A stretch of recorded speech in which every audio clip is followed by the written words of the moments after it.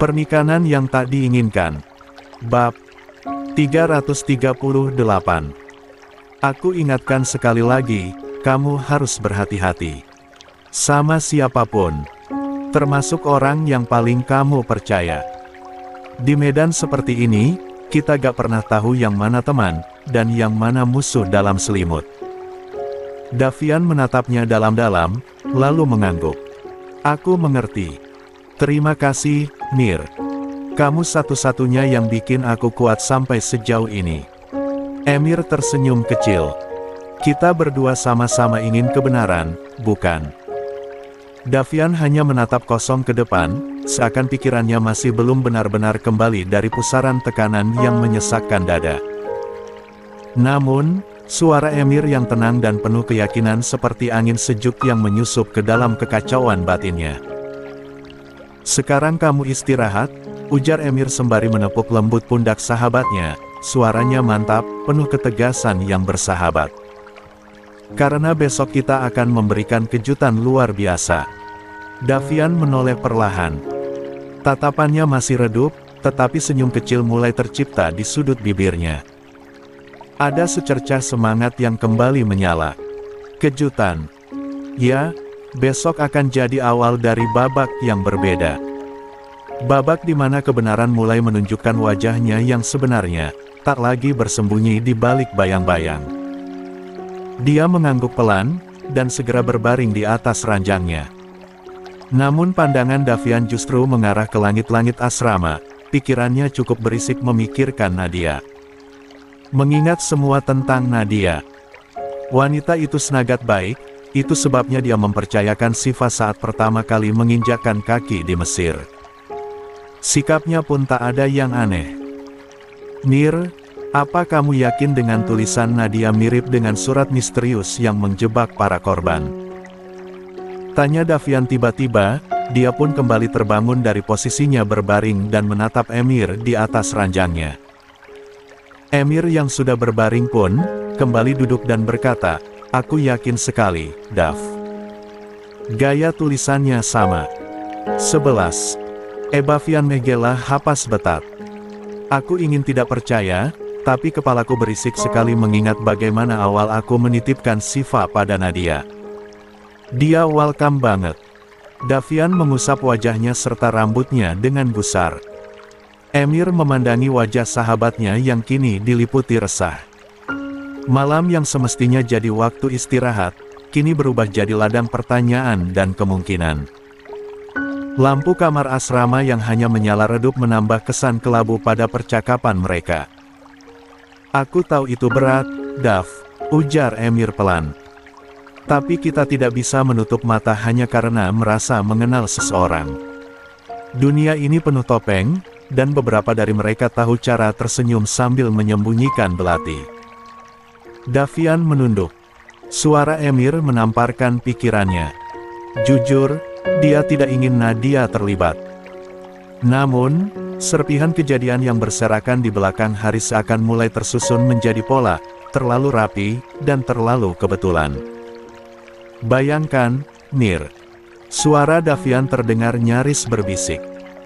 Jika benar Nadia ada kaitannya, artinya sejak awal Siva dalam bahaya karena aku. Karena aku percaya orang yang salah. Emir segera menggeleng dan menepuk bahu Davian dengan tegas. Jangan mulai menyalahkan dirimu. Kita belum tahu yang sebenarnya. Kamu menolong Siva dengan seluruh nyawamu, Dav.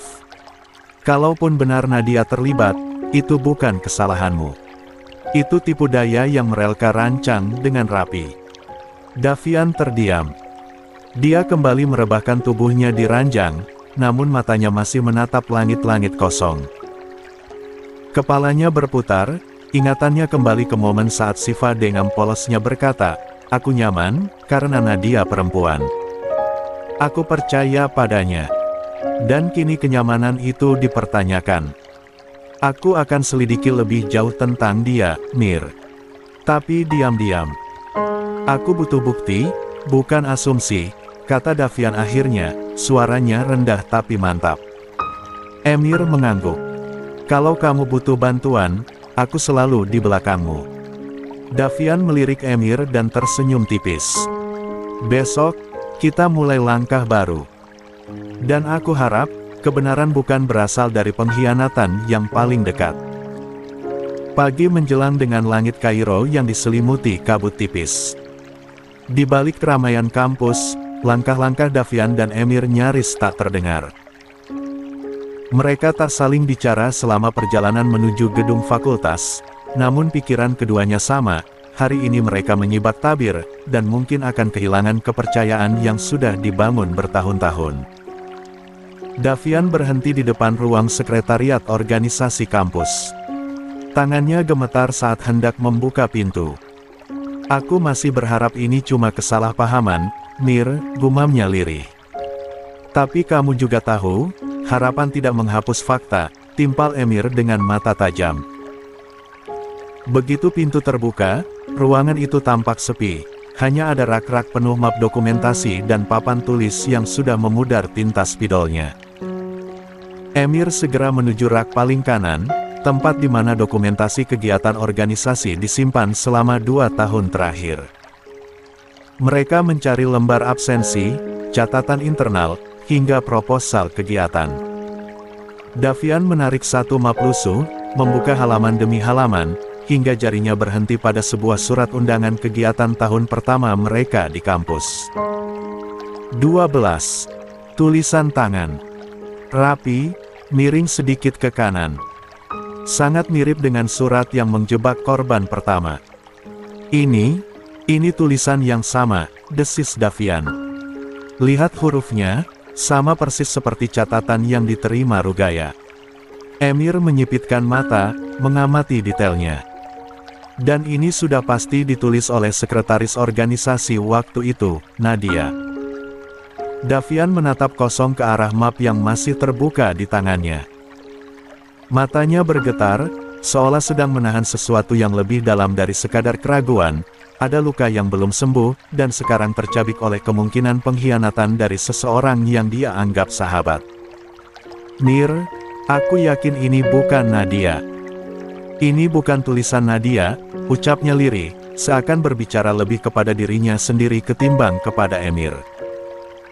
Emir, yang berdiri di sampingnya dengan ekspresi tenang, tetapi waspada, tak langsung menjawab. Dia hanya meremas pelan pundak Davian. Hanya sesaat, tetapi cukup untuk menunjukkan bahwa dia mengerti apa yang sedang dikorbankan sahabatnya itu. Hati kamu yang belum siap, Dav, ujarnya pelan, namun tegas. Dan aku paham. Aku juga gak ingin Nadia terlibat. Tapi kita bukan sedang bicara tentang siapa yang kita sukai, atau siapa yang kita percaya. Kita sedang bicara soal korban, soal kebenaran. Davian memejamkan mata, menahan embusan napas panjang yang berat. Aku tahu.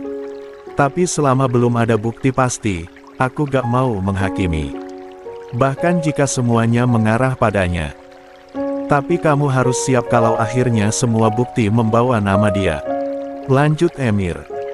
Kamu harus tetap memilih, menegakkan keadilan, atau membela rasa nyaman yang kamu punya. Davian mengangguk perlahan. Di dalam hatinya terjadi pergolakan. Dia tahu, dia tidak bisa selamanya melindungi perasaan sendiri. Ada kebenaran yang harus diperjuangkan, bahkan jika itu artinya kehilangan seseorang yang sangat dia percayai. Kalau benar ini bukan Nadia, maka kita sedang berhadapan dengan seseorang yang sengaja menjebak. Meniru gaya tulisannya. Dan kalau benar itu Nadia, maka dia bukan cuma pelaku. Dia pemain utama. Mata Emir membara. Kita akan tahu jawabannya. Tapi kita harus siap dengan apapun yang akan kita temukan. Davian menutup map itu dengan satu tarikan napas berat. Saat dia membuka matanya lagi, sorot matanya sudah berbeda, lebih dingin, lebih fokus. Ya sudah, ayo kita keluar. Keburu Nadia atau yang lain datang, ujar Emir. Jangan lupa foto ambil tulisannya untuk kita lakukan penelitian. Davian mengangguk, lalu metai surat tersebut dan diselipkan ke saku celananya. Setelah itu meletakkan kembali map tersebut. Dia mengangguk sekali pada Emir, sebagai kode kesiapannya untuk keluar. Ayo, Dav. Tetap waspada, bisik Emir seraya melangkah lebih dulu. Namun, Davian dan Emir baru saja hendak keluar dari ruang administrasi organisasi mahasiswa saat pintu mendadak terbuka dengan cepat dari luar. Nadia berdiri di ambang pintu, napasnya sedikit memburu, wajahnya terlihat gugup, tetapi dia berusaha menutupinya dengan senyum tipis. Mata mereka bertiga saling bertaut, saling mengunci dalam tatapan yang canggung dan tegang. Jantung Davian seolah berdetak lebih cepat, sementara Emir refleks melangkah setengah maju, seolah menjadi perisai. 13. Kalian ngapain di ruangan ini? Tanya Nadia, suaranya terdengar bingung, tetapi juga tajam, menyelidik. Davian tercekat. Tenggorokannya terasa kering, seperti tertusuk debu. Emir sempat meliriknya sejenak sebelum akhirnya mengambil alih kendali situasi. Davi mencarimu, tadi, ujar Emir cepat, dengan nada santai yang nyaris terlalu santai. Katanya mau ngajak kamu makan siang bareng. Tapi tahu sendiri, dia suka malu ke gedung sini. Jadi aku temani. Gak ngangka malah kita ketemu seperti ini. Nadia memicingkan matanya, sorotnya masih menyelidik. Ngajak makan. Kenapa gak telepon aja, atau kirim pesan? Tanyanya lagi, kali ini nadanya lebih tajam.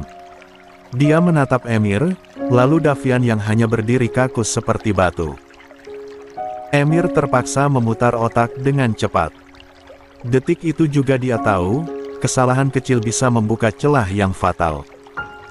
Dia terkekeh pendek, mencoba mencairkan suasana. Wah, gak sopan dong, ngajak makan cewek tapi cuma lewat telepon, ujarnya setengah bercanda.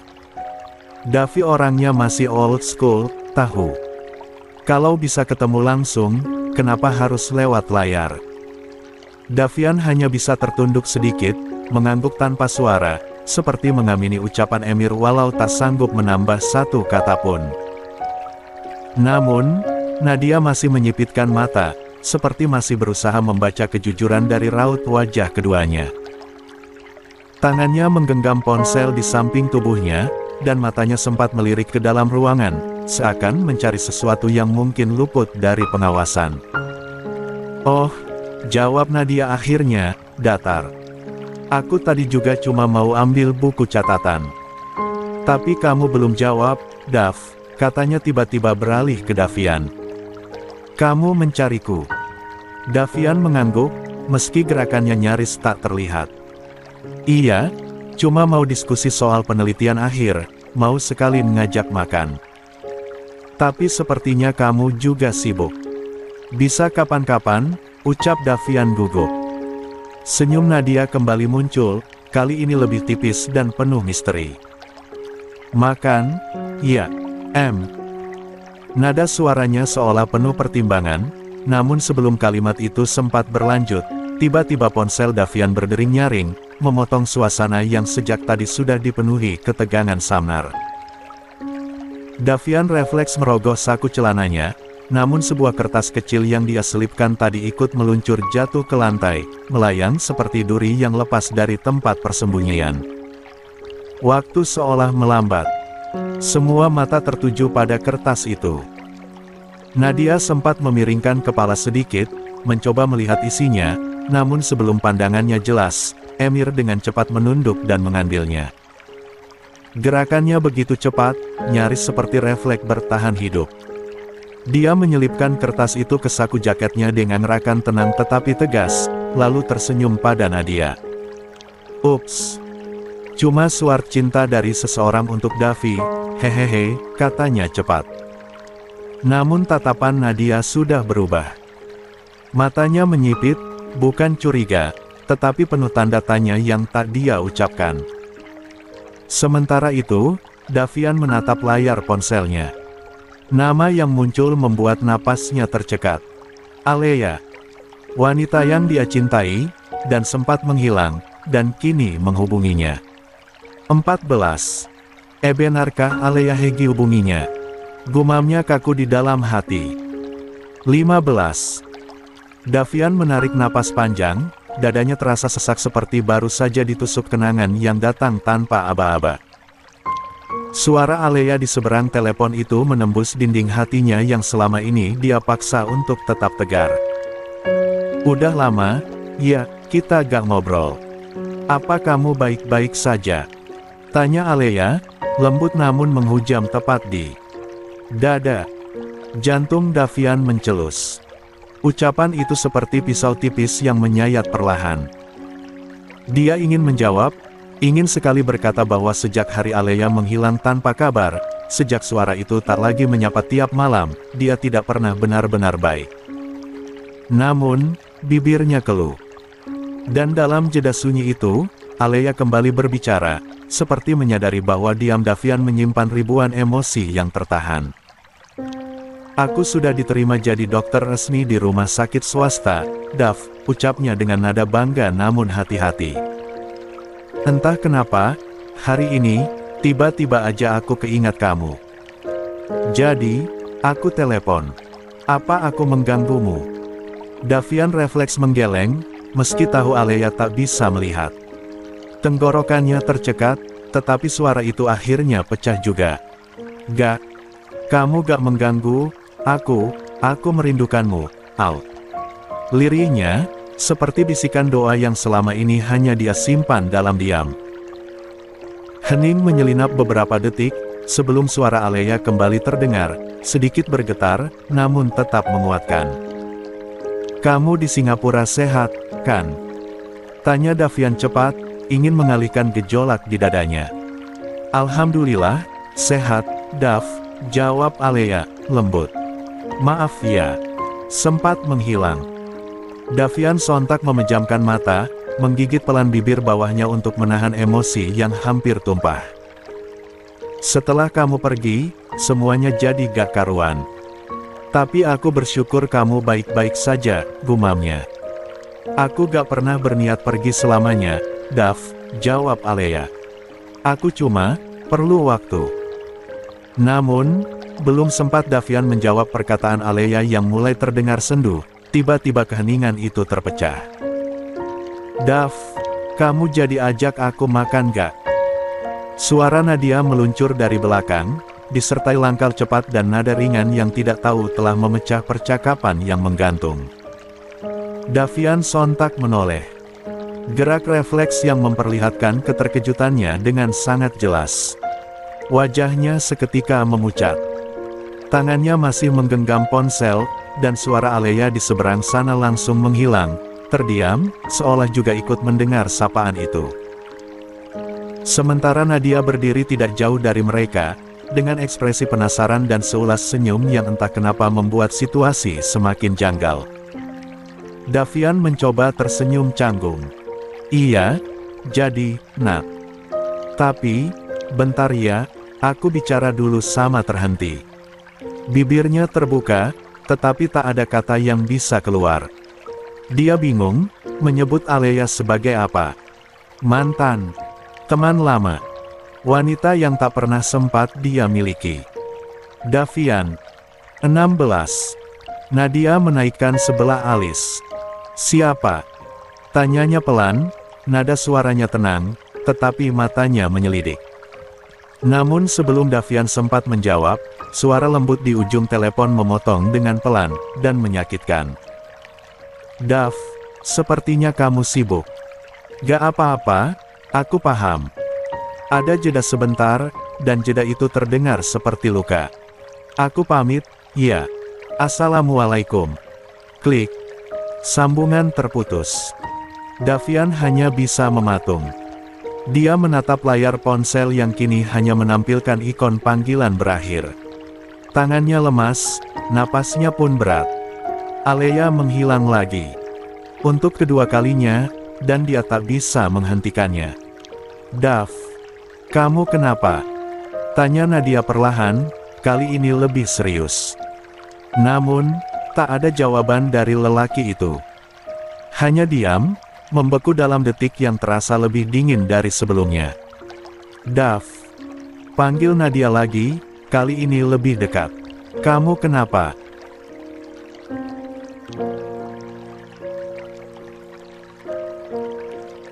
Davian masih diam. Dia seperti sedang berdialog dengan pikirannya sendiri, mencari celah logika di antara kepanikan dan beban yang menumpuk. Hingga akhirnya, pelan-pelan dia menurunkan ponselnya, meletakkannya di saku celana, dan menatap lurus ke depan. "Ayo ke kantin," ucapnya datar. Nadia mengerutkan dahi. "Sekarang." Davian mengangguk, lalu menyisir rambutnya ke belakang dengan satu gerakan canggung. "Aku butuh makan. Dan butuh udara." Nadia tak membantah, hanya mengikuti langkah Davian yang sudah mulai menjauh. Namun sebelum mereka benar-benar meninggalkan gedung organisasi, Davian melirik ke kiri, di mana Emir menunggunya. Dengan isyarat tangan, dia memanggil pria asal Turki itu dari kejauhan. "Emir, ikut," katanya cepat. Emir yang memang menunggu, langsung menghampiri mereka dengan alis yang terangkat heran karena Davian pun mengajaknya ke kantin bersama. Namun, dia tak bertanya. Satu lirikan mata dari Davian sudah cukup untuk membuatnya mengerti, ini bukan ajakan santai, ini keputusan darurat. Di kantin, Davian memilih tempat duduk di pojok ruangan, tempat paling jauh dari keramaian. Tempat yang cukup aman jika ada sesuatu yang perlu dibicarakan tanpa menarik perhatian. Emir segera berinisiatif pergi ke stand makanan, mengambil buku menu dan menanyakan pilihan Davian dan Nadia. Setelah selesai, dia kembali memesan, memberi keduanya waktu berdua di meja. Nadia duduk berhadapan dengan Davian, memperhatikan lelaki itu yang kini menunduk dalam, menatap ponselnya kosong. Cahaya dari layar hanya memantulkan siluet wajah penuh kegelisahan. "Kamu sepertinya gak baik-baik aja," kata Nadia pelan. Davian menghela napas, seraya mematikan ponselnya. "Maaf, Nat. Aku gak sepenuhnya fokus." Nadia menatapnya penuh tanda tanya. "Memangnya siapa yang telepon, Dav?" Davian tersenyum samar. Bukan senyum nyaman. Lebih seperti seseorang yang menutupi kepedihan dengan berpura-pura. 17. Betemah satu Aimfah cuma telepon besaat. Sinyalnya terputus. Tidak penting. Tentu saja itu kebohongan. Justru itulah panggilan yang paling dia harapkan. Dan kini, hilang lagi, seperti napas yang tercekat di tengah jalan. Nadia hanya mengangguk perlahan. Namun dari sorot matanya, dia tahu, Davian menyembunyikan sesuatu. "Kalau memang bukan hal penting, kenapa wajahmu seperti orang kehilangan arah?" Gumam Nadia pelan. Davian mengangkat alis pelan, lalu tersenyum tipis. "Wajahku memang selalu kelihatan kayak orang hilang arah, Nat. Efek tugas akhir belum kelar-kelar." Nada bicaranya dibuat santai, bahkan sempat terkekeh kecil seolah ingin mencairkan suasana. Nadia masih menatapnya, tidak sepenuhnya puas dengan jawaban itu. Namun Davian cepat-cepat menambahkan, "Lagian, kamu tahu sendiri, aku gak jago nyembunyiin muka stres. Padahal itu tadi cuma teman lama yang nanya kabar. Bukan apa-apa." Dia kemudian memainkan ponselnya dengan memutar-mutar, lalu bersandar ke kursi. "Yah, intinya bukan kabar duka kok. Santai aja," ucapnya sambil tersenyum singkat, kali ini lebih datar. Nadia akhirnya mengangguk, meski tatapannya masih menyimpan tanya. Namun, dia tak memaksa. Karena meski Davian tampak terbuka, dia selalu punya pintu-pintu dalam dirinya yang hanya dia kunci dan simpan rapat. Beberapa saat kemudian Emir kembali ke meja, membawa 3 gelas air mineral dan menu pesanan. Atmosfer langsung berubah. Emir duduk tanpa banyak bicara, tetapi sorot matanya memperhatikan Davian dengan cermat. Dia tahu ada sesuatu yang salah. Namun, di tengah mereka menikmati makanan, ponsel Davian tiba-tiba berdenting kembali. Buru-buru dia membuka pesan tersebut dengan harapan Alea membalas pesannya. Rupanya dia salah menebak. Perawat Layla lah yang menghubunginya. Dengan menggunakan tulisan Arab, pesan itu berisi permintaan agar Davian segera datang, karena Dr. Naswa ingin bertemu dan membahas soal Siva. Tanpa buang waktu, Davian segera membalas pesan tersebut. Sore ini saya akan berangkat. Davian meletakkan ponselnya di atas meja dengan tangan yang sedikit gemetar. Wajahnya menegang, pandangannya kosong sejenak menatap gelas berembun di hadapannya. Sesuatu di dalam dirinya seperti roboh pelan-pelan, namun belum bisa dijelaskan dengan kata. Emir yang duduk di sebelahnya hanya menatap sekilas, lalu kembali ke makanannya. Namun, dia tahu, dari caranya Davian menahan napas, dari kedipan matanya yang tertahan, ada sesuatu yang tidak baik. Sementara Nadia, tak bisa lagi menahan diri. "Dav, kamu kenapa?" Tanyanya pelan namun tajam, mencoba menyelami dari celah-celah rahasia yang sejak tadi dipertahankan Davian dengan susah payah. Davian menoleh, bibirnya menyunggingkan senyum tipis, semacam permintaan maaf yang tak sempat diucap. "Sorry, Nat. Aku ngajak makan, tapi kamu malah harus lihat aku sibuk sendiri begini." Nadia menggeleng pelan, senyumnya canggung. "Gak apa-apa. Aku paham kamu lagi sibuk akhir-akhir ini. Lagi pula, bukankah kamu ngajak aku makan buat bahas penelitian ujian akhir?" Davian terdiam. Hening sejenak menguap di antara mereka, sebelum kakinya dengan pelan menyenggol Emir di bawah meja. Isyarat diam-diam yang langsung dipahami sahabatnya. Emir mendongak cepat. "Tadi Davian itu sebenarnya mau bahas skripsimu, Nat. Penelitian ujian akhir itu, loh," ujar Emir sambil tersenyum ringan. "Hanya saja dia takut kamu merasa canggung untuk diskusi soal ini." 18. "Jadi aku coba bantu jawabkan saja." Nadia mengangkat alis, sedikit terkejut. "Penelitianku." Emir mengangguk. "Iya. Davi ingin diskusi soal tema yang kamu ambil. Jadi ya, dia pikir, ya kenapa enggak kita bahas sambil makan siang aja." Nadia tersenyum tipis, menatap Davian yang kini hanya diam dan memainkan sedotan minumnya. Dia tak tahu bahwa semua ini bukan benar-benar karena penelitian, tetapi sebatas alibi, permainan tenang yang dirancang Davian untuk menyamarkan langkahnya dan Emir yang mulai mencurigai sesuatu. "Oh," gumam Nadia pelan. "Iya, aku memang lagi sibuk banget akhir-akhir ini. Soalnya kan di sini, sistem kampus kita itu agak ketat. Penelitian mahasiswa menjelang ujian akhir tuh harus benar-benar fokus dan orisinal. Bahkan ada tahap pramunagasyah dulu sebelum masuk sidang skripsi. Jadi kita gak bisa asal pilih tema." Davian mengangguk pelan, ikut menanggapi. "Emang kamu ambil tema apa, Nat?" Tanyanya, kali ini dengan tatapan yang dalam, seolah ingin menyelami isi dari pilihan Nadia, meski dalam hatinya dia sadar pertanyaan itu hanya bungkus dari sebuah pencarian yang lebih gelap. Nadia membenarkan letak duduknya, lalu menjawab. "Aku ambil tema tentang analisis hukum syariah terhadap penyalahgunaan kekuasaan dalam institusi pendidikan Islam. Studi kasus fiktif, sih, tapi ada relevansinya dengan beberapa berita yang sempat beredar." Davian sontak membeku. Emir pun sempat melirik cepat ke arah sahabatnya. "Tema yang cukup berat," gumam Davian akhirnya. Nadia hanya mengangguk, menyesap minuman di depannya. "Ya, soalnya aku percaya, kampus harus jadi tempat yang aman buat siapapun. Kalau gak dari kita, siapa lagi yang angkat tema seperti itu?" Davian hanya mengangguk pelan, tak berani bicara banyak. Kepalanya sibuk menyusun potongan puzzle, apakah ini hanya kebetulan, atau isyarat kecil bahwa Nadia tahu lebih banyak daripada yang selama ini dia katakan. Di balik senyumnya, Nadia tampak seperti biasa. Namun, di dada Davian, firasat mulai bergolak.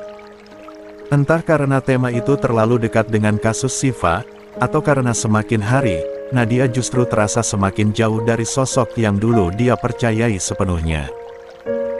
Sementara Emir meneguk minumannya perlahan, seolah mengulur waktu sebelum akhirnya menatap Nadia dengan tatapan hangat, tetapi mengamati. Davian yang duduk di sebelahnya terlihat makin tenggelam dalam diam. Emir tahu, sahabatnya sedang menahan badai dalam kepala, maka kali ini dia yang turun tangan. "Tema yang kamu ambil menarik, Nat," ucap Emir dengan nada santai. "Tapi aku penasaran, sejauh mana kamu sudah lakukan penelitianmu?"